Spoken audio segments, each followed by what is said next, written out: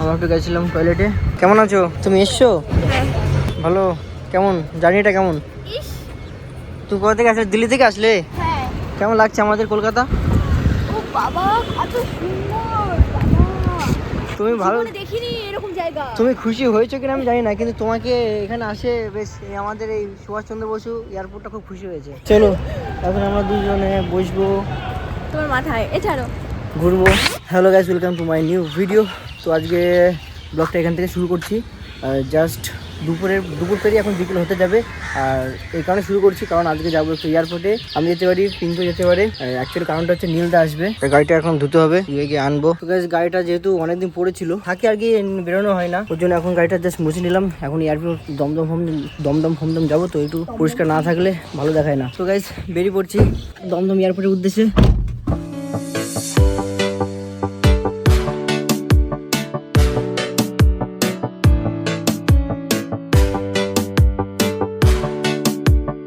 Finally কিন্তু আমরা দমদম এয়ারপোর্টে পাশ দিয়ে যাচ্ছি।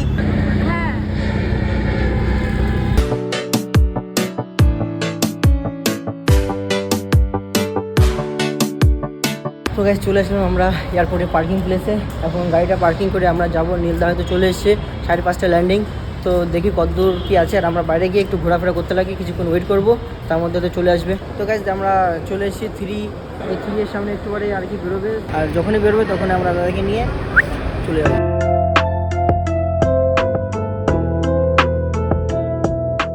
এয়ারপোর্ট থেকে বেরিয়ে এই বাড়ির কাছাকাছি এসে আমাদের খিদে লেগে গেছিলো, ওই জন্য আমরা রেস্টুরেন্টে ঢুকলাম।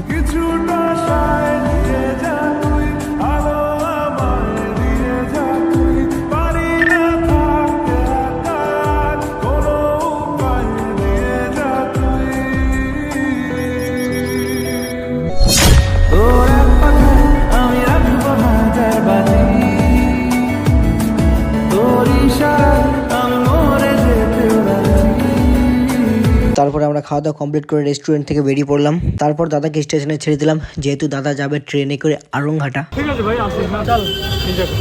এরপর পিঙ্কি আর আমি দুজনে চলেছিলাম আমাদের বাড়ির দিকে। পরের দিন বিকেলে আবার আমরা ঘুরতে গেলাম ভর্তি মিলে, সৌরভ, পিঙ্কি আর আমি।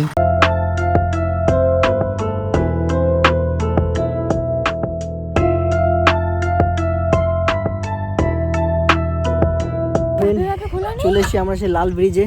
এই দেখো লাল ব্রিজ, অনেকদিন পরে আসলাম লাল ব্রিজে। লাল ব্রিজ না, এটা বাল ব্রিজ। এখন একটা চা খেয়ে আসি দোকান থেকে, চা খেয়ে মুখটা ফ্রেশ করে তারপর এখানে সেখানে ঘুরবো, দু একটা রিল বানাবো, তারপর গো টু হোম।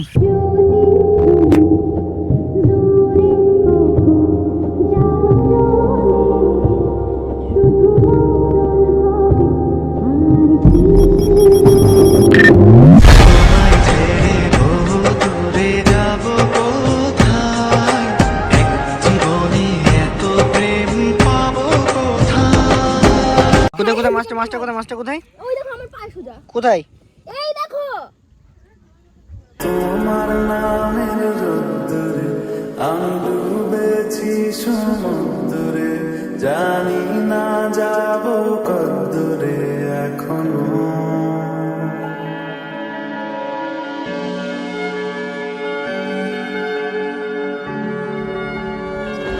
কেমন লাগছে জায়গাটা বলো?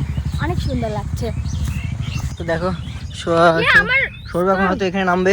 আমি ডুব দিবি নাকি? ডুব দিবি ভাই? চলো এখানে যাওয়ার প্ল্যানিং হচ্ছে, কিন্তু যেতে পারবে কি না পারবে তার এখানে যেতে গেলে একটু পা ভিজাতে হবে, বুঝলি? আর এখানে তো সূর্যমুখী ফুল দেখতে পাচ্ছ কত সুন্দর। সূর্যমুখীর ভিতরে যে দানাটা হয় সেখান থেকে সূর্যমুখীর তেলটা হয়।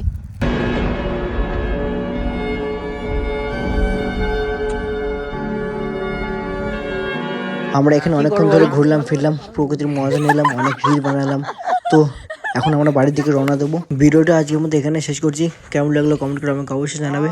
টাটা বাই বাই, ভালো থেকো সবাই, দেখা হচ্ছে নেক্সট ভিডিওতে।